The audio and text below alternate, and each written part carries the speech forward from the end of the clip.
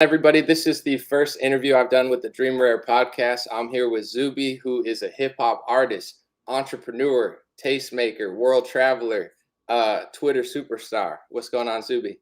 Always good, bro. Good to see you. How are you? Excellent. So I'm gonna come out the gate. I want to get about you and your background and stuff. We'll get to that later, but I have a question that I wonder myself, and I know you're a smart guy. So with say like Russia and China, they're more authoritarian, so they just kind of like crack down on stuff. If they don't want the kids playing video games, they set a limit. If people say something they don't want, they kick them off TV.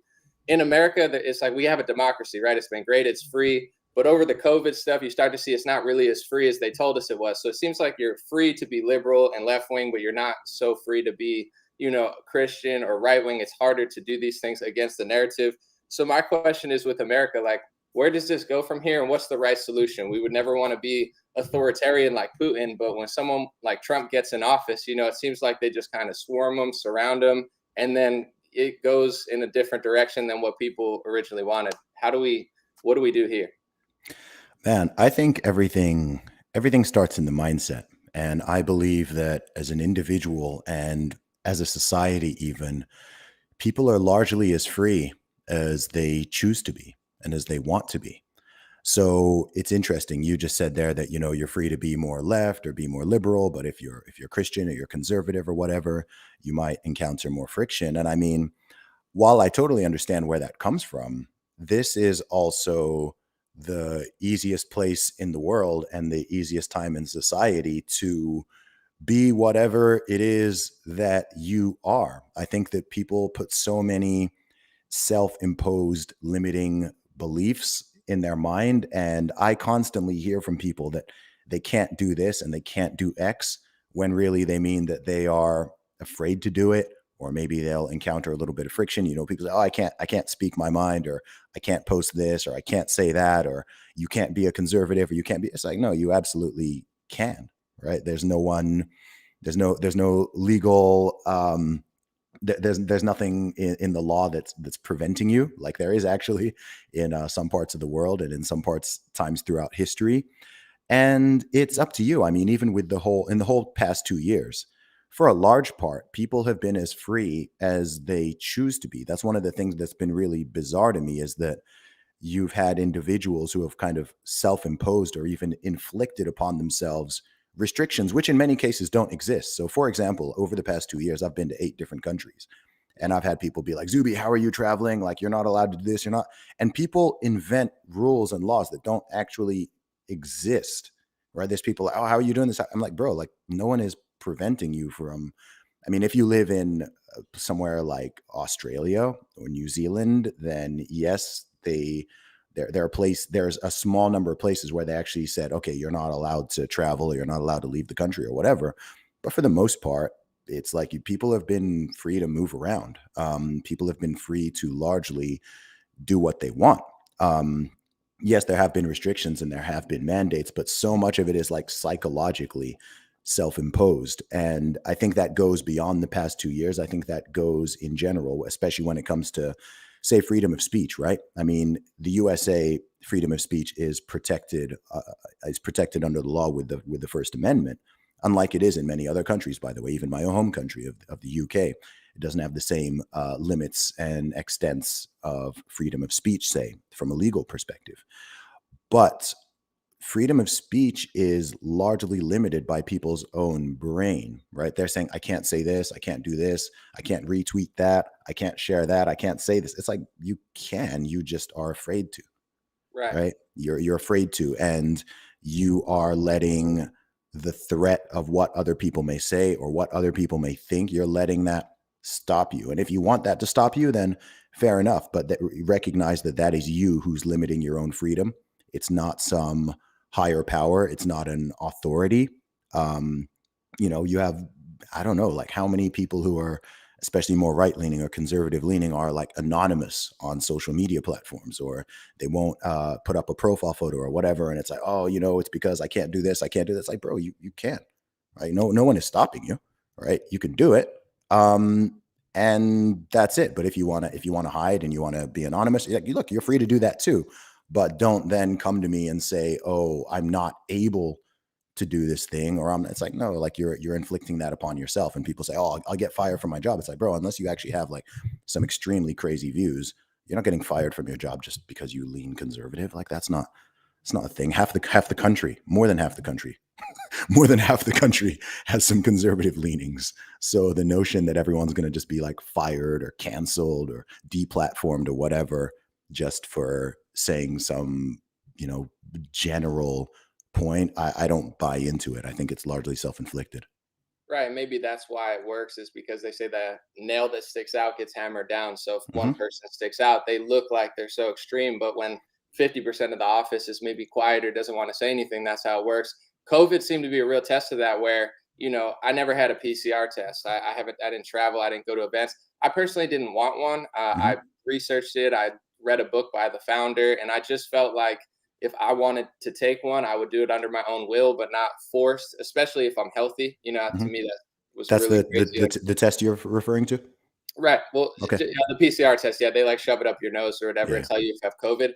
I just felt it was a bad president. Even on you know, I don't think Rogan does the PCR test, but he does like an antibody test or some sort that I've heard to get on And the antigen and antibody. Yeah. antigen. Yeah, yeah. Hmm. It's just an interesting thing where it's like, now this is the new normal of like when I used to go on a cruise, they used to say, "Did you have a cold recently?" And you say no, or you say yes, but Hmm. now it's like shove this up your nose once a week in order to work at this, corporation. But, I didn't do that because I didn't feel like it was right. And I never had to because I chose that. And I think Hmm. it's difficult sometimes, but also, to be optimistic and have a good mindset. Me and you have done really well just kind of sticking out, and I think it's almost a benefit in music and comedy. When SNL gets really not funny, people are looking for something edgier and funnier. So I think like Ryan Long's really funny. People on YouTube where they're making fun of these people who can't make fun of themselves. So it does Hmm. actually create huge opportunity when everybody goes in the other direction. And I think you really nailed it. Certain countries have criminalization of speech. They could throw you in prison. Russia and China are two places for sure. I mean, you speak out and they'll kick you off television. Here, you speak out, they give you $100 million Nike deal. It's true, man. And look, while I totally understand, and I myself often talk about problems in the USA, the UK, Western countries, and so on, I think we always have to maintain both a historical and geographic perspective and gratitude of where we are with things. So yes, absolutely, so-called cancel culture is a problem. Deplatforming and censorship on social media absolutely is a problem. The way that governments, especially in these Western countries, so-called liberal democracies, have been infringing upon people's rights, it's a major problem.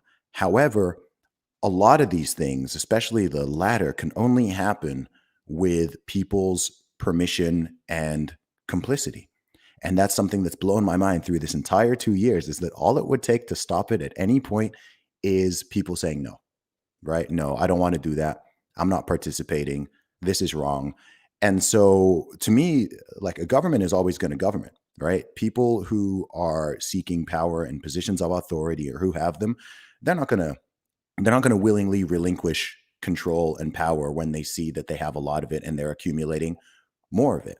So that part doesn't surprise me. What has surprised me and what has disappointed me is the response of the majority of the population, right? So, yes, I've been disappointed in various politicians, but I don't expect a lot from politicians. I expect them to exert power and control and to seek more of it, right? That's kind of what I expect of them. That's my viewpoint.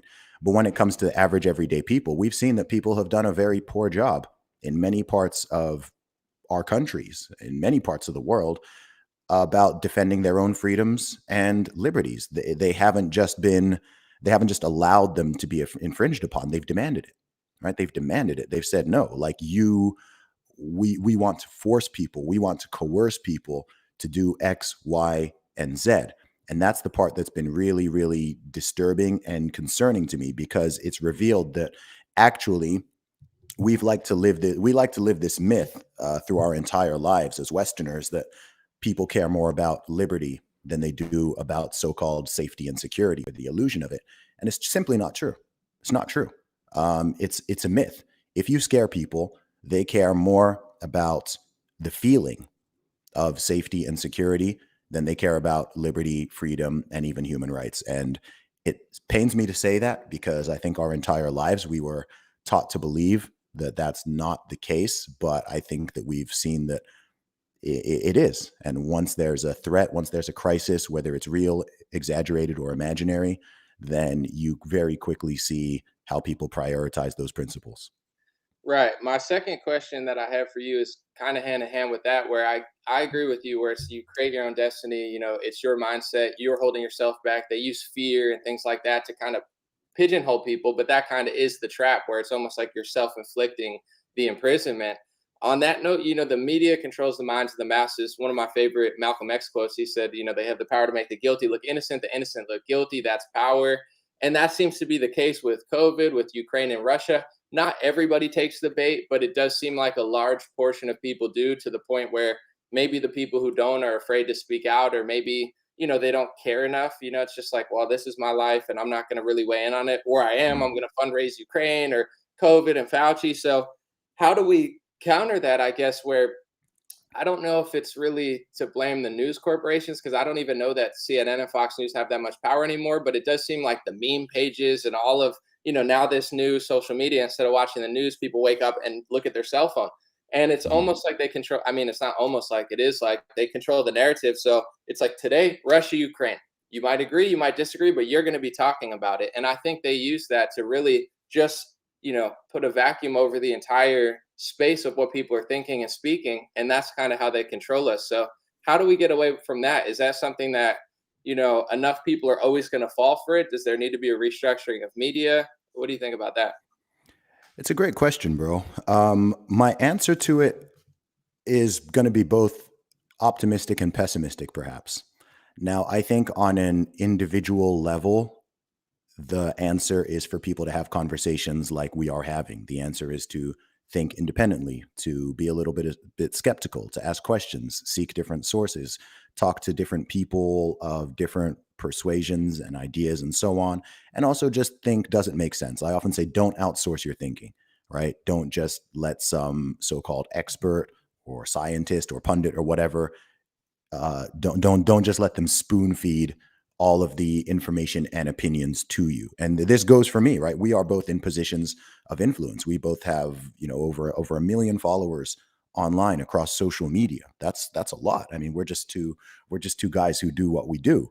And so that's pretty phenomenal. But even with myself, with yourself, right? People who are listening to us, it's like, hey, if I say something, don't just go, oh, Zuby said it, so parrot it and repeat it. It's like, no, think about it. Ask yourself questions. I'm not trying to force people to think in any certain way. I'm simply trying to encourage people to think. That's something I often say. I'm not trying to tell you what to think, but I am trying to tell you to think, right? Don't just go along with, oh, I just heard this thing on the TV software update, and now I'm just parroting something, even if it doesn't make sense, even if it's illogical, even if it's contradictory to what I was saying a couple weeks ago. It's like, no, like we all have brains, so use it, right? And I think oftentimes when people don't want to is for a bunch of different reasons. Number one is fear. There's no greater fear than social ostracization or criticism. There's a huge desire for conformity. Most people are conformists. They want to be in the majority. They'd rather be in the majority than be correct. They don't want to be called names. They don't want to be labeled, whether it's a conspiracy theorist or a Nazi or a white supremacist or whatever the flavor du jour is, an anti-vaxxer, pro Putin, pro Russia, like whatever it is, right? Every year there's a new label that they try to stick on people who go against the narrative. How does that And majority shift though? Right? They yeah, always have the majority, it seems like. So how do we mm. shift the majority? Is it happening, or are they too powerful? Like they Okay, can. well, this is the skeptical part, right? I don't know if you can. I think the majority is always going to be the majority, and people always want to be in the majority. Look, the truth is that most human beings are followers, not leaders, right? And that goes across every dimension. We all have a little bit of both in us, right? Like we can be both leaders and followers. But the truth is, the majority of people are not built to lead, they're built to follow. And they're always going to follow. Most people are going to be followers. I think that goes, doesn't matter where you are. Look at any time period in history. The majority of people are not leaders. They don't have leadership qualities. Those are rare traits for somebody to have, whether that is running, there are more there are far more employees than there are employers. Right. There are more soldiers than there are commanders. There's more people just scrolling through social media mindlessly than there are people who are influencers or who are really putting out, than there are content creators, right? So I think that's just the reality of humanity. I don't think we can shift it so that, okay, most people have this leadership mindset. I think the best we can do is encourage people to do this critical thinking. And I agree with that, but I guess, maybe this never happened. Maybe this is just like a fantasy, but at one point, people would like to think that the leader actually somewhat cared about us, where I know a lot of people now feel like we're being misled, right? Almost in every direction, like sexually, mentally, physically, spiritually. They're feeding us garbage foods, like garbage medications. And it's almost like they're purposely sabotaging the majority. So I guess that's what I'm Mm. asking. It's like, I agree completely where everybody is not going to, rise to the ranks, just like in sports and stuff. We all play it, but only 1% really make it to the top. And that's fine. Mm. That's competition. But it's like, why are these people misleading the masses? And is it possible to kind of regain that? Because I don't have this insatiable thirst to like really have to lead over the whole world, but I'm looking at what they're doing to children, to Yes. adults. I mean, the fact that they pretty much acted like a smile. Me and you, I know we're two people. We like to smile on the live stream. Just the idea of hiding your identity and like the warmth of like a conversation was crazy to me, and everyone just went along with it. And I know that they're not leaders, but I'm like, wow, is it possible to get somebody at the top of media and politics that actually cares about us or the masses? It is, but I think again, they're always going to be a minority.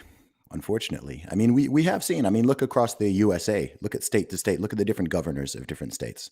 You've seen in the past 2 years they've taken very different approaches, right? You've had people like Ron DeSantis in Florida who have gone against the grain and been willing to take the criticism and the name calling and all of that to stand by and do right by the people and allow basic liberty and freedom. I mean, and actually follow the so-called science. But more than that, just leave it up to people. Like give them the choice, give them the option. You've had various governors who have made that decision.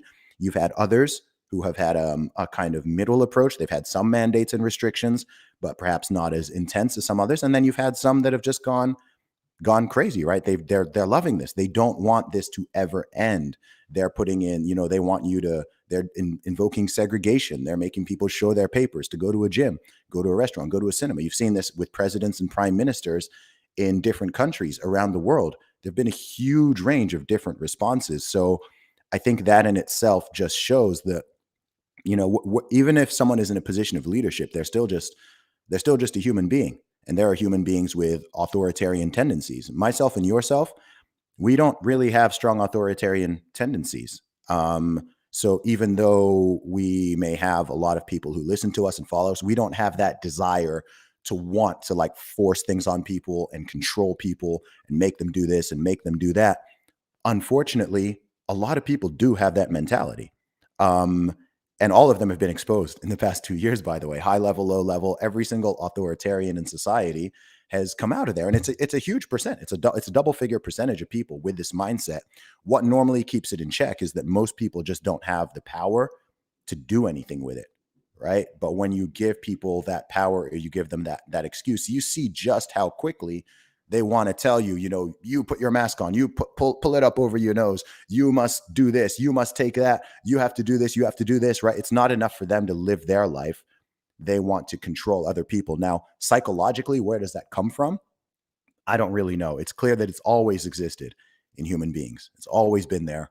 Um, and why do people fall into it? As I said, I think it's because of the power of fear.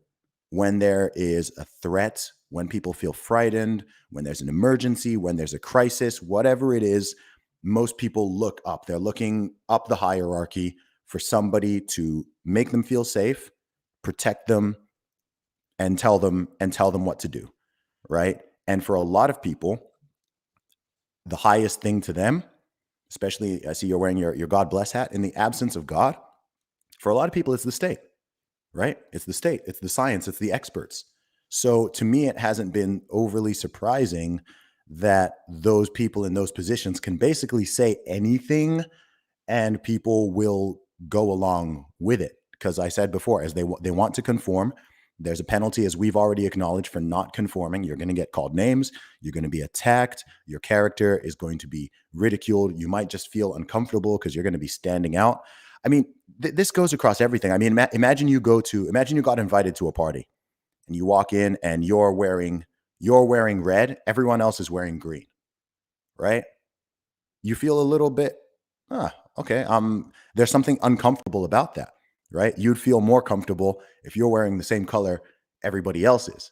And that's just how human beings are hardwired. If someone goes somewhere and 90% of people are wearing masks, or 98% of people are wearing masks, and they walk in and they're not wearing one, most people's initial thing is, I need to put a mask on. You might be able to go, no, I'm not doing it. I might be able to go, no, I'm not doing it. Most people are so uncomfortable. They're not comfortable to do that. Most people are too afraid to stand on stage and speak to people, right? An audience of 20 people, most people, their heart's beating out their chest, they're afraid, right? Like, human beings are very fearful. We're actually very, very fearful creatures.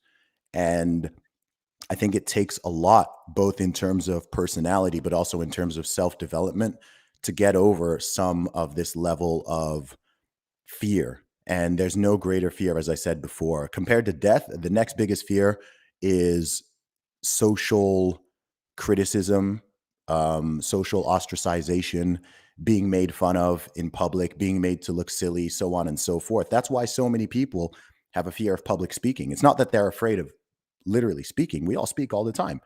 But what they're afraid of is, oh my gosh, what if I make a mistake? What if I look silly in front of these people? What if they make fun of me? What if I say the wrong thing? Whatever it is, that social judgment. Why are people afraid to start podcasts? Why are they afraid to start YouTube channels? Why are they afraid to write a book? Why are they afraid to go and talk to a person who they find attractive? They're afraid of the social judgment. They're afraid of the criticism, so on and so forth. And that's just an innate part of human beings. We all have it. We all have things that can make us feel socially fearful or uncomfortable, especially if it's something that we haven't done before or haven't done for a while.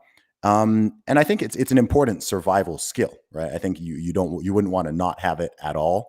But I think when people let it overwhelm them to such a degree that they're just being completely controlled and they're not able to do and go after and seek the things that they wish to seek, then that's when it becomes very, very crippling. And I think that over the course of the past few decades, due to a whole host of reasons, I think that type of mentality has become increasingly common. I think for sure people underestimate the psychological manipulation too. Like I wasn't saying 2016, definitely before, but I think during Obama it just wasn't as aggressive. Maybe it was, and I was just younger, not paying attention. But when Bernie came out and Trump came out, because I use the internet a lot, I kind of understand how Google works and how the algorithms work, and I saw really quickly how they were just all, it was like Washington Post, New York Times, Google. It wasn't simply like, hey, we like Hillary, we don't like Bernie and Trump. It was like this whole thing where it was like, they have no chance. You're a horrible person if you disagree. And we're going to Mhm. try to pretty much create the narrative that we want and put it into existence. So I think the average person, like being afraid, that's normal. Being wanting to fit in, that's normal. But I think maybe because say you log into, Instagram. I follow a bunch of random meme accounts that just used to make me laugh. And I was like, I don't always want to listen to politics. Like, I think it's called Puberty or Public. I don't know what it's called. It's a huge one.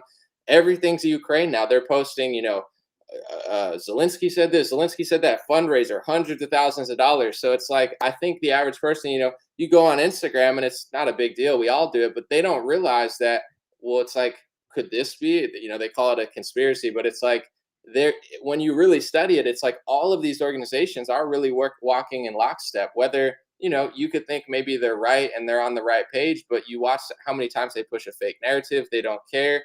So I think that's what's going on here, is that people are just kind of going through the motions and not realizing how bad certain things are being rigged and being manipulated. So I guess this Mhm. is my question for the next one is, do you think this like psychological manipulation, do you think it's just random? Do you think it's innocent? Do you think it's like very strategic? And the people that are running the show during COVID and even now, Mhm. and I ask myself this question as well, but it's like, do they have this specific agenda where they're just executing it purposely, or are they just like out of control psychopaths who are just winging it as they go along and they get away with it because they have so much money and power? Mhm. I think the answer to that depends a lot on what level you are looking at. and also varies from individual to individual. So starting at the lowest tier, the everyday person, just average Joe or average Jane on the street, not someone who's a doctor or a scientist or whatever, just your average everyday person. I think most of those people are acting off of what they believe is true and correct, right? Now, they may be misinformed, they may be uninformed, they may be frightened, they may be being pressured, coerced, and so on. But I think the majority of people, when it comes to most things, do not have evil, malicious intentions, right? Most people, whether or not you think that they're right or wrong, most people are doing what they think is the correct thing to do, right? Someone walking down the street or driving in their car alone wearing 2 masks and quadruple jabbed, that person typically is not malicious or trying to, they're acting on what they think is correct. I think most of those people genuinely do think that, I think I might think that they're being ridiculous and illogical, but I think that they are doing what they think is right and what is making them feel safe and protected, and maybe even protecting other people. Now, if you go up a level, if you go up to the level of, I think each level you go up, the percentage of people who are malicious and manipulative versus trying to do what they think is right and acting in good faith, I think it tilts more towards malice. So if you go up one level, I don't know, healthcare workers, doctors, science people in science, and so on. I think when you go up one level, obviously now you've got more incentives at play, right? You have got money, you've got financial incentives at play, you have power and corruption at play to some degree, right? The average doctor is not the same as a public health official who is being told certain things and maybe has maybe they even have financial targets, right? Maybe they have a target. Look, if in your community you can hit X% vaccination rate, then we're going to pay you this bonus or whatever it is, right? So those people, you get more pride, ego, money, power, fame, control, all social status, all those things start to play a little bit more. You go up another level, go up to the political class, right? People in Congress, and then you got mayors, governors, prime ministers, presidents, and so on. Now there's a much heavier level of corruption, far more financial incentives. I mean, people have made billions and billions of dollars off of all of everything that's been going on, right? So you have more corruption at play. So does it mean all of them are corrupt or all of them are acting in bad faith? No, but there's going to be a percentage where it's like, all right, this person clearly does not care about, they're not prioritizing your health, your well-being, your safety, your family. They don't care about you, but they have a heavy incentive to toe certain lines, repeat certain phrases, do certain things because they're being influenced by people above them even. And then if you go up to a higher level, say you're looking at the World Economic Forum type of folks, right? Your Klaus Schwab and who else, all his cronies and whatever they're involved in, people promoting, the Great Reset agenda, Build Back Better agenda, whatever. These people clearly, and this is not some conspiracy theory. I mean, the guy's written a book called there you go, right? So he's got a book, right? They're not even, that's one of the amazing things, right? Is people will say, oh, you're being a conspiracy. It's like, bro, they're being pretty open. They're being amazingly open about what they're trying to do. They're saying, look, we want to restructure society.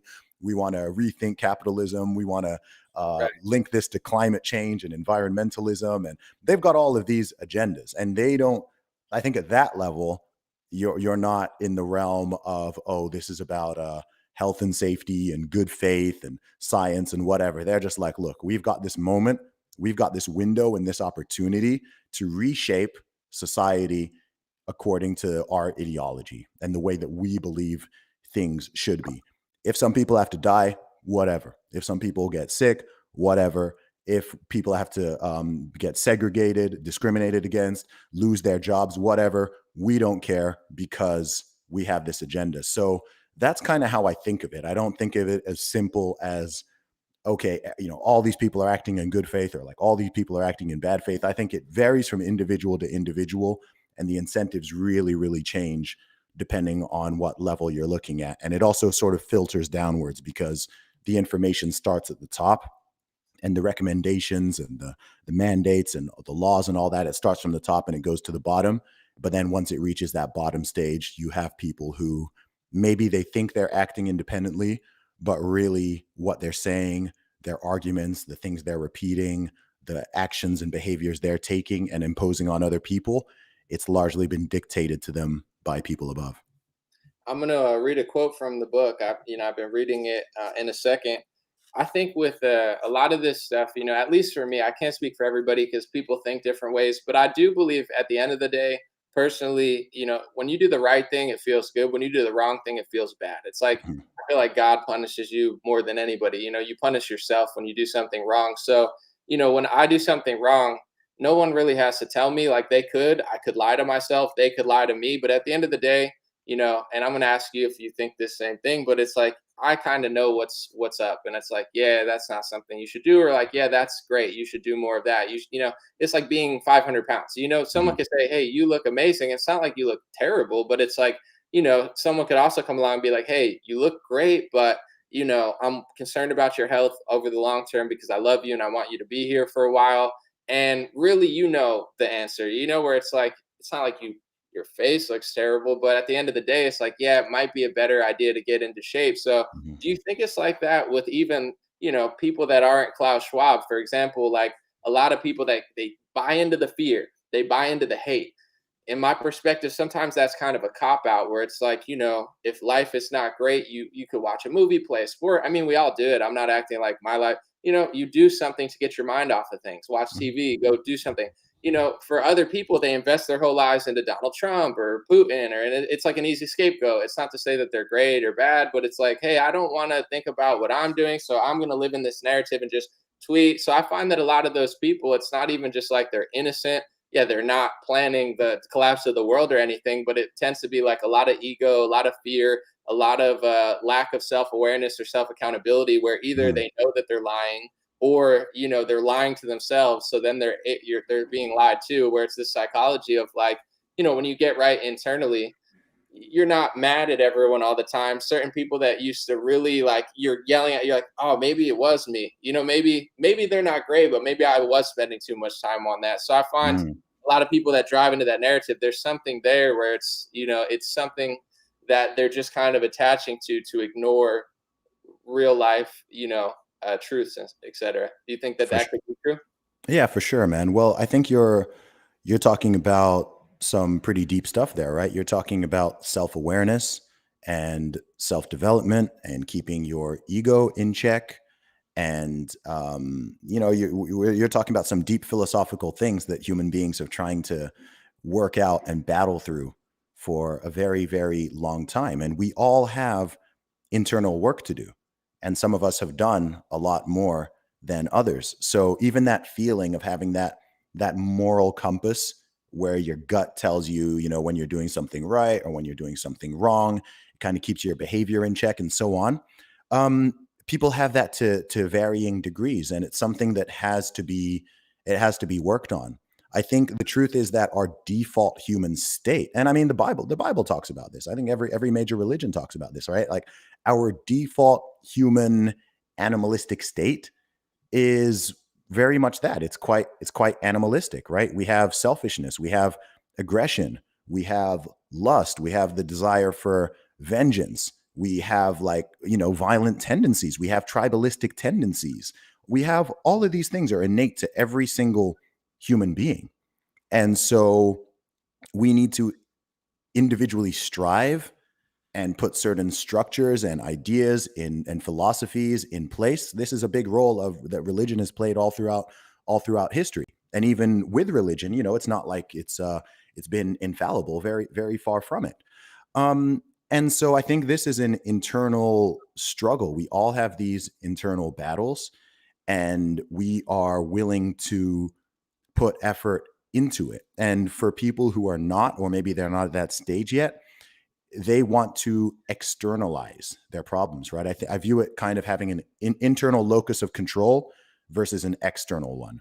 So I know for me, my focus and my locus of control is very internal, right? I'm trying to be the best that I can be mentally, physically, spiritually. the way I articulate myself, the way I communicate my ideas, the way I treat other people. I'm constantly working to become a better man, right? I'm a better person now than I was 5 years ago. I was better 5 years ago than I was 10 years ago. 5 years from now, I want to be better. I want to be physically stronger. I want to have more knowledge. I want to be better at speaking, better at writing. I want to improve my skills. I want to be more financially successful. I want to treat people better. I'm constantly working on myself. And when people are not constantly working on themselves, then they have this external locus of control, which is also an alibi. So instead of them thinking, okay, what are the things that I could do or I could improve on, they then have this desire to control everybody else and control the world. Everything becomes about the system and the structure and politics and controlling other people and this and that, because they don't want to look internally and think, okay, what are the things that I could do? I mean, let's take an example. We were talking a little bit about physical health earlier, right? Physical health. Let's just say health, because physical and mental health are very strongly intertwined. And I think it's a mistake to silo them off in the way that we so often do in our modern society, right? So you were talking before an example, somebody who's 500 pounds, okay? There are different ways someone will look at that. There are people who are 500 pounds and people want to blame that on, they want to blame it on the food system, right? They'll say, the food is poisoning people. They're putting all these additives in food. Food is very addictive. It's the problem of, the sugar lobby and, high fructose corn syrup and the fast food companies and this and that. And also, what's wrong with being 500 pounds, right? Maybe that's just a beauty standard imposed by society, and you can be healthy at any size, and you can be fat and in shape, and so right. All of this is a cope, right? It's all a cope and a distraction from that person internally going, look, I'm not in good shape. I don't look good. I'm not healthy. I have low energy. This is my fault. I eat too much food. I consume too many calories, and I am not moving enough, right? And because there's only one person who has the capability to change that person's body and health, and it's the individual. But with so many things, it's like, well, and sure, there can be a little bit of truth. I think this is also why it's tempting, right? Is because there is a little bit of truth to externalizing, right? There are systems in place. There are people in positions of power. There are influences. There is money and lobbying and all of these things which can exacerbate certain problems. But ultimately, if you are an adult, what you consume is on you. It is you. If you are 500 pounds, I'm not buying that is because some company forced you to eat their food or someone like I go to the same restaurants and supermarkets and all that as everyone else does. And I've managed to not gain, an additional 300 pounds. So it's ultimately on you. Yes, there can be negative influences. Yes, there can be temptation. Things can even be addictive, so on and so forth. But ultimately, if you're grown up, it comes down to you. And this goes across so many different things. And I think maybe Westerners have been so coddled and things have been so easy and comfortable for such a long period of time that not only have people jettisoned and started to take for granted things like freedom and liberty and their civil rights and so on, but they've also gotten so comfortable with being able to just blame everyone else for their problems, right? If they're broke, it's not their fault. If they're broke, it's somebody else's. It's not their fault if they're out of shape. It's somebody else's. It's not their fault if they're angry and emotional and they can't control their feelings and whatever. That's somebody else. You're outsourcing everything. And as long as people do that, then if the problem is within, then they'll never be able to solve it. So to boil this all down, I think a lot of it comes to the individuals with an internal locus of control and an internal focus versus those with an external locus of control and external focus. With I guess some people have like a rare thyroid problem, and there's certain people with biological issues. Most people that are overweight, yeah, I think it's a personal thing Yeah, that you just absolutely. gotta work out and exercise more. But do you see, like, say, like someone like a Rachel Levine or Doug Ford or Chris Christie or the health director of LA, who's like just looks like very unhealthy in a different way? She's not overweight, she just looks like super scary, for lack of a better Mhm. word. Do you think that kind of says something? Where, in my personal perspective, I'm not trying to be like a workout supremacist or anything, but at the end of the day, like I look at myself and I think, that's what I'm responsible for, and I shouldn't, run around the world telling everyone else what to do and take care of them until I can really take care of myself. And even at this level where it's like, I play sports, I'm trying to get better and stronger. So does it say something about somebody that can't even take care of themselves, that can somehow manage an entire state when they can't do the most important thing for their own personal health? To me, that's a red flag. It's a huge red flag. It's a huge red flag. And people can say whatever they want about this, but I'm very cautious about taking advice from people who do not exemplify something that I aspire to or admire in some way, shape, or form. Right? Like I'm in great physical shape. Like I'm in good shape. So, and I've been training for about 2 decades at this point, right? So there are people who I take fitness advice from, right? There's people who I'll take strength training advice from, cardio training advice from, diet advice from, whatever. Stacey But Abrams what's that? from Stacey Abrams. I'm just playing. Right, but it's not going to be. I refuse to take it from the majority of people because I'm in way better shape than the majority of people, right? So why would I? And again, it's humility, man. Like there's things that I would not give people advice on because I'm not qualified. Like I don't know. I don't know. I've never bought a property in my life. I've never bought a house before, right? So I'm not going to start like lecturing people, let alone lecturing people who are landlords of multiple properties, and I'm started there telling them this or telling them that, right? I'm not gonna, I might have some ideas about parenting, but I'm not a parent yet. So I'm not going to like lecture with some like level of authority and arrogance and lecture people about, how they must be raising their children and this and that's. Like, bro, I haven't even started that yet. So it's just basic humility, right? There's things I have expertise in and I have a lot of experience in. And if people want to hear my thoughts or my ideas or get advice or tips from me, then yeah, sure, I can help with that. But nobody's an expert in everything.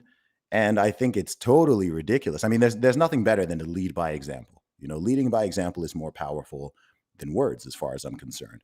So if I'm going to say something, I've got to be able to back it up. I mean, I can't be on Twitter or on social media or on podcasts like, I wrote a fitness book, right?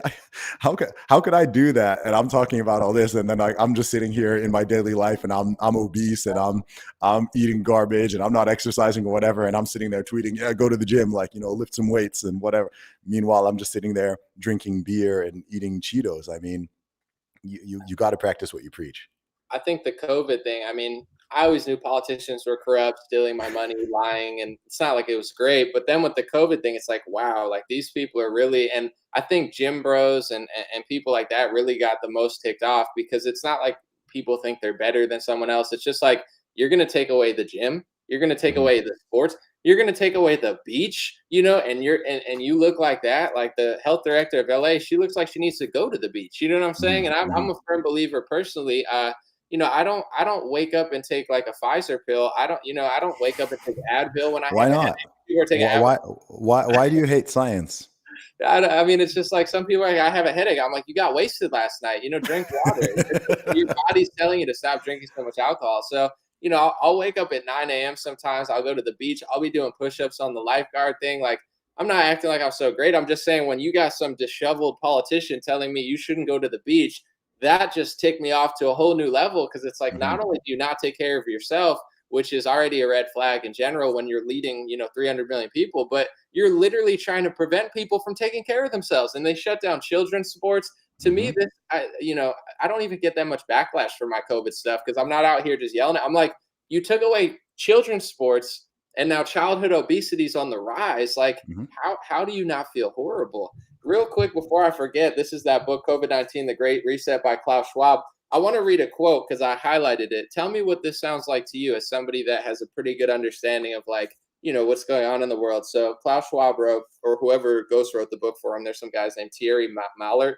I don't know who the real brains behind this were, but he said, second, COVID-19 is likely to sound the death knell to neoliberalism, a corpus of ideas and policies that can be loosely defined as favoring competition over solidarity, creative destruction over government intervention, and economic growth over social welfare. Sounds like a push towards communism. Right, right. He said, I mean, he demonizes competition and says solidarity is better than competition, which Mhm. I absolutely do not agree. I mean, what does that even mean? Like, okay, let's let all the NBA players just agree on everything. Let's not even play a game, right? Solidarity over competition, creative destruction over government intervention. So they define creativity as destruction. You know Destruction. what creative people really need is the government intervention. Man, dude, these ideas are humans don't change. Ideas just get repackaged and rehashed in different ways. As they say, history doesn't repeat, but it rhymes. Mm, And much of history has been a battle, between a lot of different clashes. But one big one is collectivism versus individualism.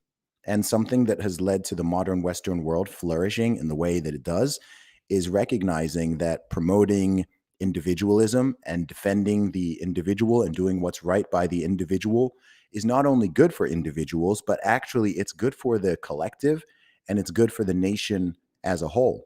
But as we've said, those with a more external locus of control tend to lean more towards collectivization, right? And then that's why ideas such as communism, socialism, lots of Marxist thinking, it's still popular. It's why it won't die, right? It's why it won't die. You aren't seeing a lot of people out there who think that Nazism is a good idea. But I think one of the major reasons why communism never gets the same level of demonization as Nazism, despite being responsible for more deaths in the last century, by far, by the way, mm, is that on a surface level, it appeals to a lot of people, right? If you talk about the greater good and you frame it in the words of society, everybody having enough, everybody having access, equality, equity, inclusion, all of these terms, they, there's nothing inherently wrong with most of them, right? If you couch something in the language of equality, fairness, equity, inclusion, people having enough, poor people not suffering, not having people out on the street or whatever.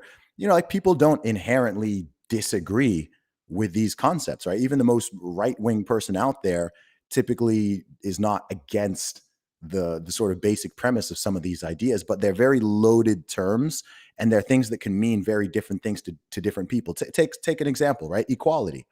What does equality mean? Right? mm. Equality means multiple things. And so if I ask you the question, are all human beings equal? How would you answer that?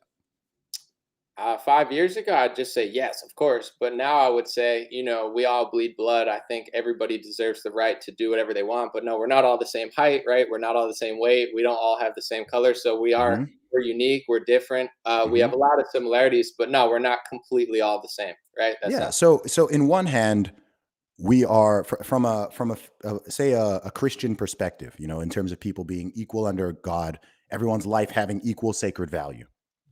Right. I assume we both agree on that.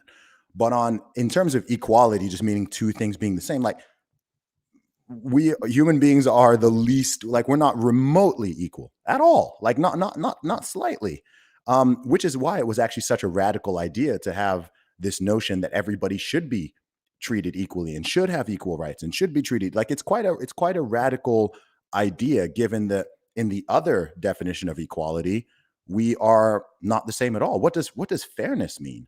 To one person, fairness might mean the same rules apply to everybody.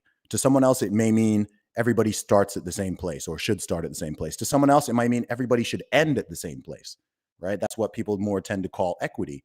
So when it comes to equality, I'm sure we all agree that everyone should the same laws should apply equally to everybody, right? Equality of opportunity. If you have a job or a university position or something, you shouldn't discriminate against people based on their skin color, their gender, their sexuality, their ethnicity, so on, right? They should be treated equally, what we kind of call equality of opportunity.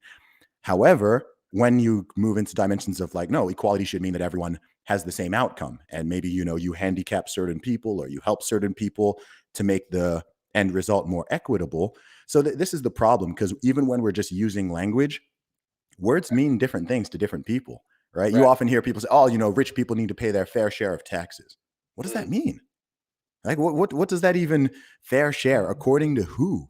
Right? Right. And where does that go? To the government, right? So Yeah. you're taking it from people who produce things and taking it to somebody who could drop 3 bombs and spend $1 trillion killing Hmm. civilians. Yeah. So Yeah. with the Which quality yeah, yeah, yeah, and I mean that's almost like a secondary problem, but like fair share, what does that even mean? What's a right. fair share? Is it 10%? Is it 20%? Is it a set number? Is it $100,000? Is it $1 million? Is it like what does it even mean? And I think Right. that's a big part of the problem is that people don't even agree on language now, and now people are even going out their way to redefine words. So the terms like racism, Right. right? What that mean? That literally means different things to different people now. Now my toilet paper is racist because it's white. It Yeah, sometimes obviously, it's people white look at me supremacist. with the wrong look, and it's white to me. I'm like, it's starting to seem crazy. With equality, I use NBA as an example sometime, right? Where it's like every player deserves an equal chance, the same rules, a referee. But at the end of the day, how could you make the skills equal? Say, I'm never going to be as good as Michael Jordan, and most people are not. LeBron has a chance, but how do you make everybody on that level in the NBA? You'd have to like chop his leg off or something. Now Mm. somebody in a wheelchair might be able to beat him one on one if you take his legs away. So Yes. the only way to really get to that equal level of competition would be to lower the bar so low to the lowest denominator. And this is the Hmm. part that I think a lot of them don't understand. And also, when you read the Communist Manifesto, I have it, highlighted. I don't have it around me, but they have these like 10 set of rules that are like, this is the most important. They always talk about no private property. So Hmm. taking away private property and letting the government basically be authoritarian, I mean, that's a red flag. Also, they talk about total control of communication, transportation. To me, it doesn't read. I read it open minded, and I was like, oh, maybe I was. This is just a naive perspective. But when I Hmm. read it, it didn't feel like a workers' revolution, and it just falls flat. It felt like to me somebody that was trying to take everything, convince like poor and middle class workers that like this is the right solution, because it read to me like I immediately just thought, man, consolidation of power to the government, and then you have to believe that they're just going to distribute this among all the workers. I mean, that sounds crazy, crazy far fetched to me. And it Hmm. wasn't. It didn't really even say that, in my opinion. It was like, yeah, we're total control of this, total control of this, no private property. Who's in charge? Who's going to distribute that to everybody? And at what point does someone not listen? And what happens when someone doesn't listen? I mean, there's a reason it's never worked. Is because it's I would say it's authoritarianism with no moral or Christian principle. Not that I think authoritarianism works, but it's like you're taking the worst ideology of control and Hmm. mixing it with like a godless, zero privacy, zero moral, in my opinion, boundaries that usually keep humans in check over the course of a couple thousand years. It's a nightmare. It is, man. And a lot of people also are driven by resentment. And that's something that I don't think is talked about often enough. And, you know, and you do see this more on the left side of the political aisle. And you get people who they hide their hatred of the rich and their hatred of successful people as love for the poor or love for the disadvantaged. And this is a trick you see played all the time. There are people who just hate people because they are successful or they're rich or they're popular or whatever. It's a very bizarre mindset, right? I mean, I get it in terms of human beings always jousting for status, but that's a real thing. But someone like that, instead of saying it, what they will often do is pretend that they really care about poor people. They really care about the working class. They really care about whoever they deem to be underprivileged or disadvantaged. But you get individuals, there are individuals who genuinely do care about disadvantaged groups, but there are also individuals who infiltrate these things who are just resentful and they hate rich people. They want to punish rich people. They want to punish successful people, not because they love the poor, but just because they hate the rich. And that's something that is very rarely talked about, but you see it all the time. A lot of what people do, what some people do, is based on resentment.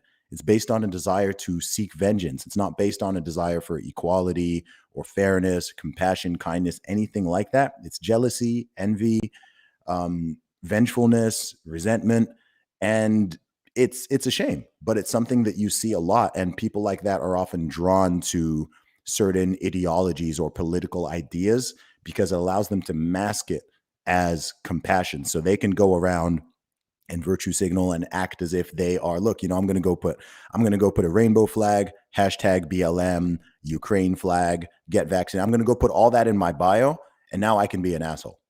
Right. Because I've put the right signals out there. So I'm now hiding. Look at me. I'm virtuous. Right. Look at the hashtags in my bio. Look, I've even got he, him in my profile. Right. And then those will be some of the most angry, aggressive, resentful, unkind people in the world, because they're not acting off of kindness and compassion. They're acting Shut up, off of Zuby. resentment. I'm spreading love. We're spreading love. We're spreading love. Shut up. This is what love feels like. You're like, dude, this is feel the love, man. Feel the love. I like the old school hippies where they're just, hey man, Yeah. I'm a hippie. Go to hell. I'm like, you don't even believe in hell. They're like, you there, then I won't believe in it in 5 minutes.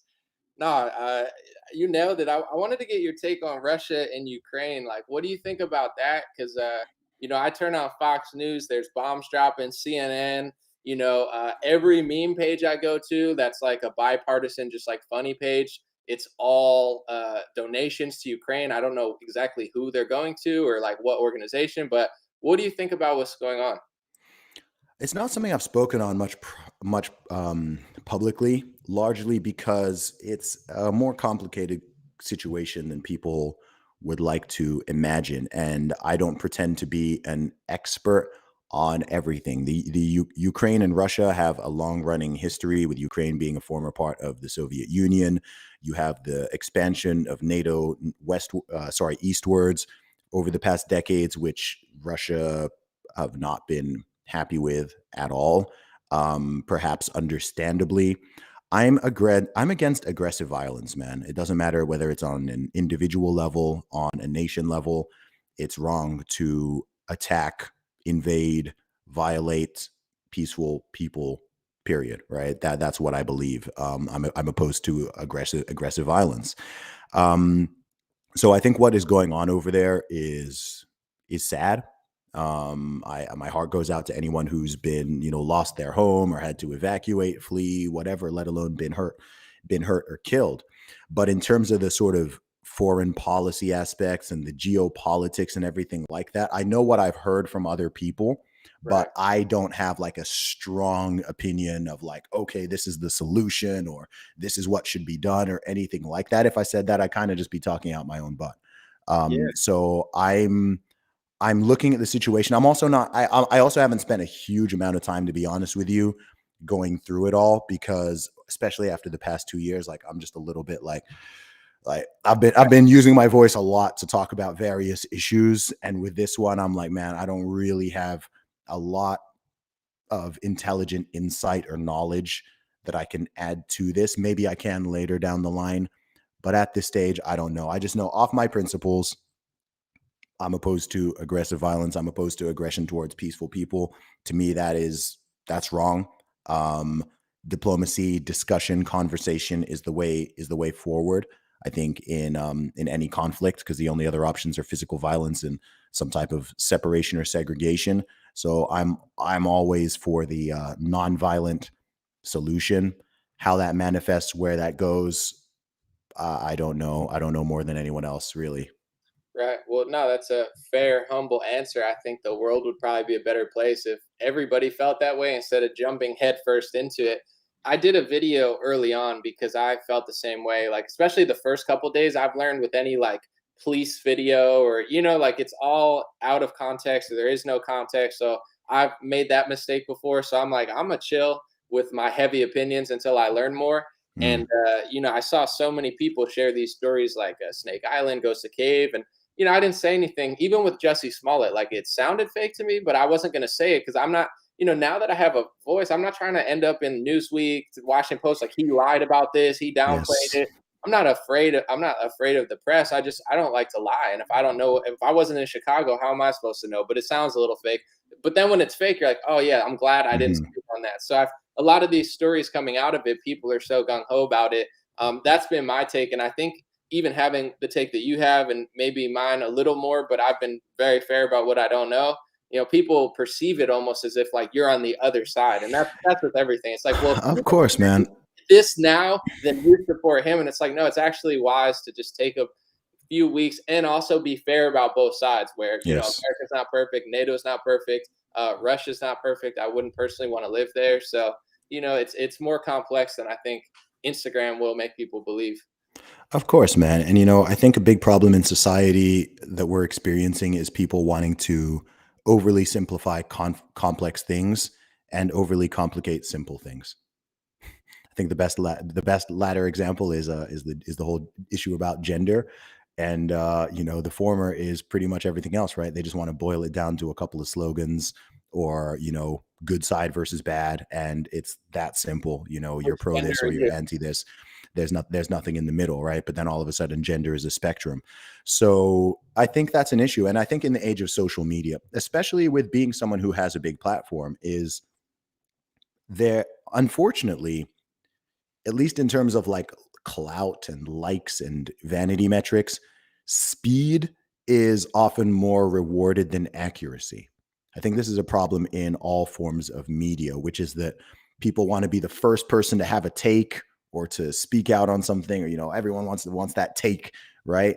Before actually analyzing the facts and caring about accuracy. And this is a huge problem. I can understand the urge. Oh, there's some breaking news. Something's just happened. I can understand the urge of like always wanting to have a take, wanting to be the first person who says something about it or be the first person who virtue signals about it. But the danger then is that you are often sacrificing accuracy, because if you just say something based off of a reaction or something emotional and you're not an expert in the field, like, look, if you're someone who's been looking into the Russia Ukraine conflict since 2010 or since 1990, and you know the history and you really get it, then yeah, out the gate you can have an opinion that's informed and is insightful.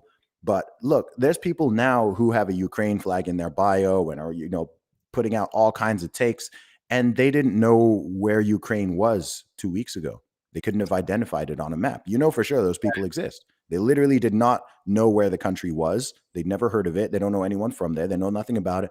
And all of a sudden, they're an expert. They never cared about foreign policy before. 2 weeks ago, they were demonizing the unvaccinated. And now they're all like, I stand with Russia, Putin bad, whatever, like just very, very basic binary takes on everything. And Right. it's like, look, there's a degree of humility. It's important to be confident in your abilities, but it's also important to have the wisdom to know what you don't know and to be willing to resist the urge to have an opinion and a strong voice on everything. And I say this as someone who's very opinionated and who does not hesitate to put his thoughts and ideas out into the public. I'm also willing to say, you know what, on this one, like I don't know. I haven't looked into it enough. I can understand, like I have watched, I've watched some speeches from Putin from months ago. I've watched videos from, years ago, with different people talking about it. I've listened to a few different conversations. So I'm piecing together, okay, this is interesting. I'm learning this, I'm learning that. But I'm very much a learner. I'm a learner on this one. And, all I can do is, like I said, I have certain basic principles which apply no matter the situation. So I can apply those to it, and I can also tell people, be cautious. Again, we were talking about taking things with a grain of salt. I know that there have been some nonsense propaganda pieces or stories and things like that that have already come out just in the past couple weeks, and people need to be vigilant. People need to be cautious.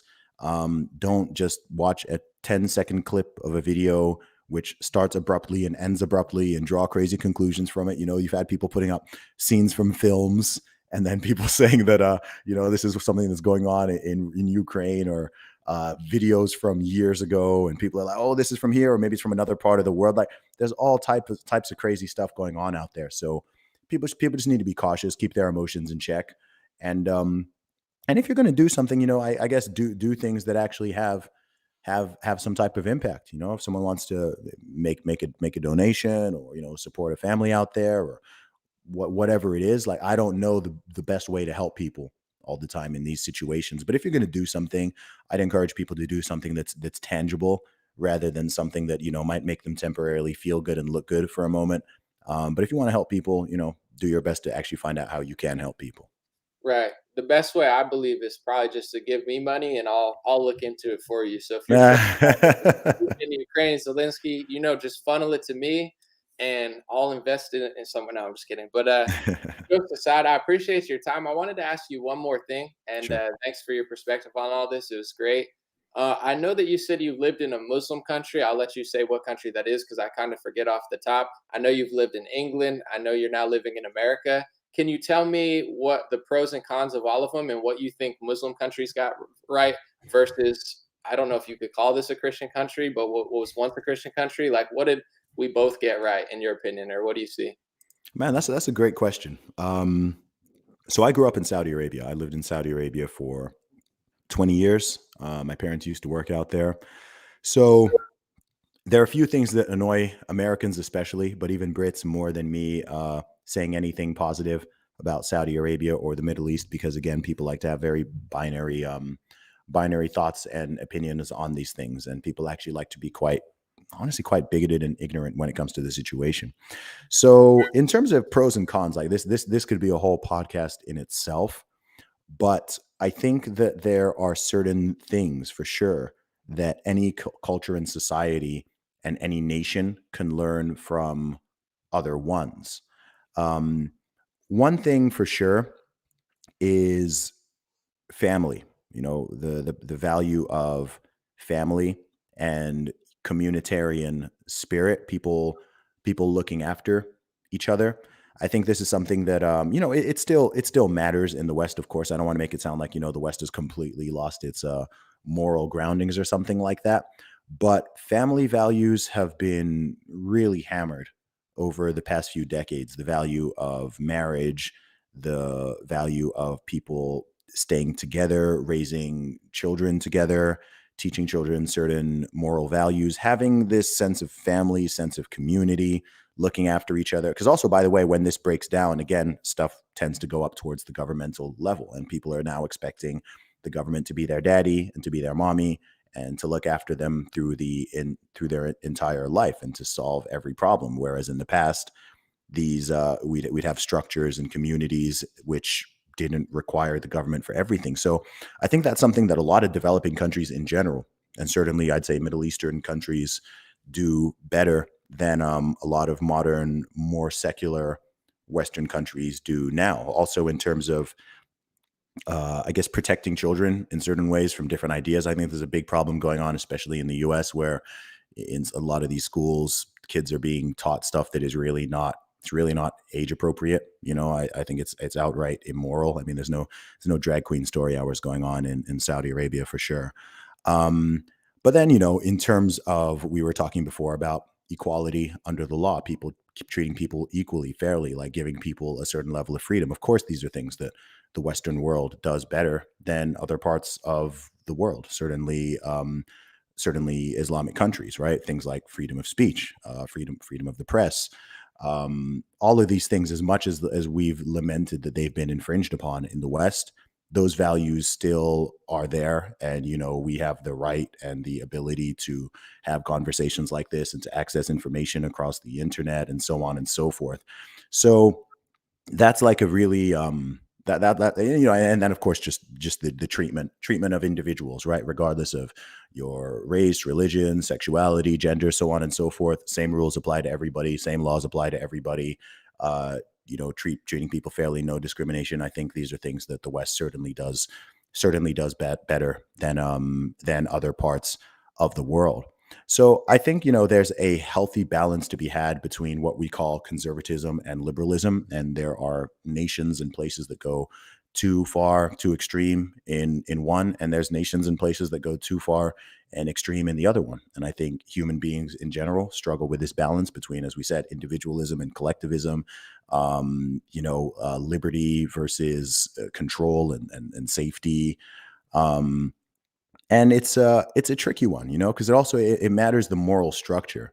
The moral structures matter as well, because if you're going to have liberty and you're going to have a lot of rights, rights also come with responsibilities, and this is something we don't speak a lot about. I think we focus so much on rights. I focus on rights a lot, but with every right also comes a responsibility. And just because something is legal doesn't mean that it's good.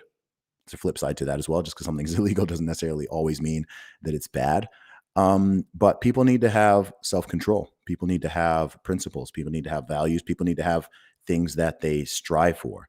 And I think if you have a society where there are a lot of people and the majority of people believe that, then actually you can have a lot of liberty, and you trust that individuals are generally going to behave in good ways without needing huge force from the state, from governments, from police, and so on and so forth. Whereas if you don't believe that, then that can lead to much more authoritarianism, and the belief that people need to you need to put all these laws and ideas in place. I mean, I think what was it, the Constitution or the Bill of Rights? I mean, wasn't it the Constitution in the U.S. itself set out specifically for a religious and moral people and deemed to be insufficient for any other? I mean, that's an important part that's not often spoken about. So Right. it's like, yes, there's Work these with liberties and these the rights are protected, but in the absence of these other structures and guides, this is not sufficient. This is not enough. So I think these things need to be balanced out. Do I think you need to go full theocracy? No.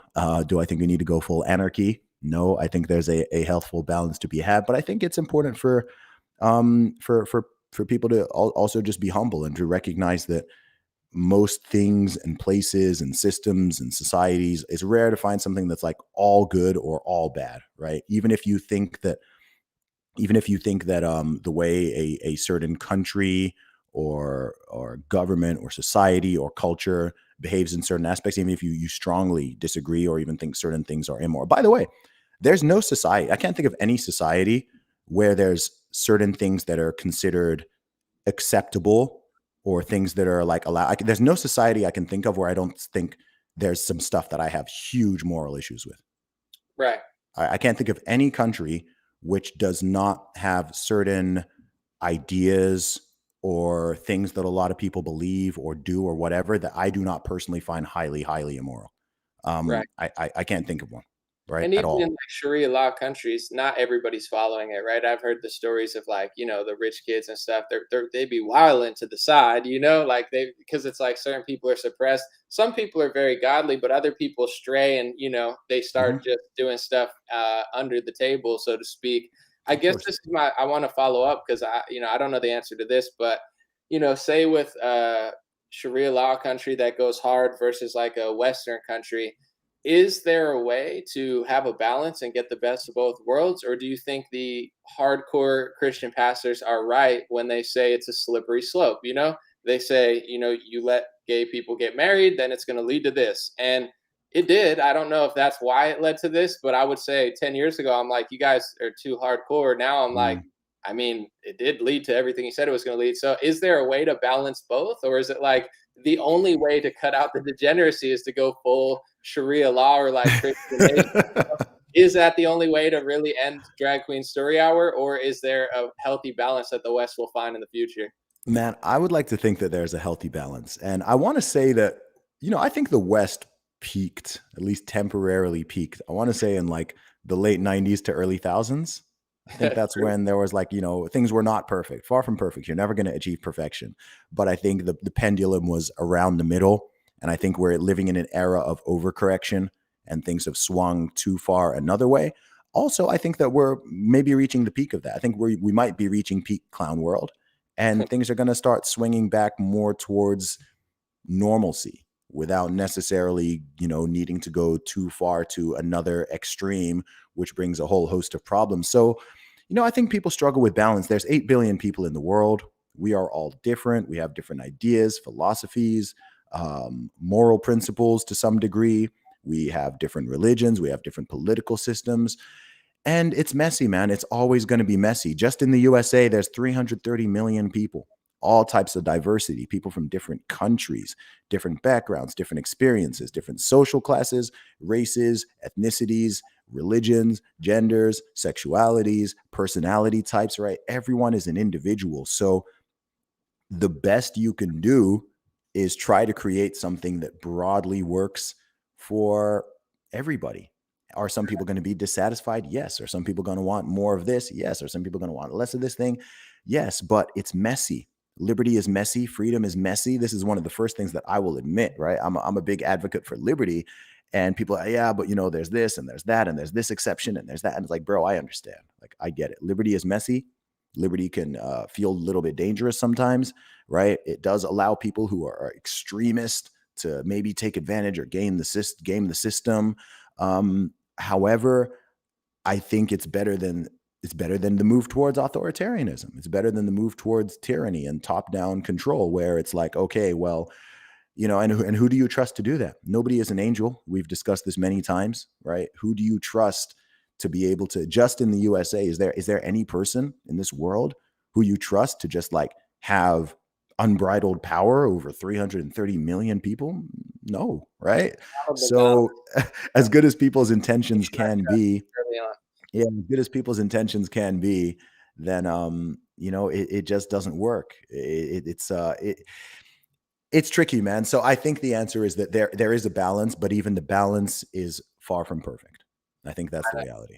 I think the problem is, like, on one hand, I think Zelensky could be that guy, but he's running Ukraine. On another hand, I think it's Dr. Fauci, and we don't have a where we could split them in half, put them together, and give them the mind of Joy Behar. I hear what you're saying. It's yeah, man, 100%. Jokes aside, thank you, Zuby, so much for joining. Guys, if you like this, it's going to go on Apple, Spotify, literally everywhere podcasts are. It's called Dream Rare Podcast by Anomaly. This is my first interview episode, my first actual episode. I'm going 1-1 interview, rant or whatever. I don't know if it's a rant or I don't know what, a meltdown. Maybe that's what my streams are called. They're just live stream. Other people have meltdowns in their room. I get to live stream mine and monetize it. But no, where can they find you, Zuby? Everybody enjoyed the conversation. Well, not everybody, but I would say I didn't see any negative comments. So where can they find your stuff? Sure thing. You guys can all follow me on all social media at Zuby Music, Zuby Music. I'm on Twitter, Instagram, Facebook, YouTube, minds.com, all over the place. And if you go to zubymusic.com, you can find links to my music, my podcast, merchandise, and everything else. Sweet. All right. Thank you guys so much. God bless you guys. God bless your family. God bless America. And God bless the world. That's Dream Rare Podcast. First one in the books.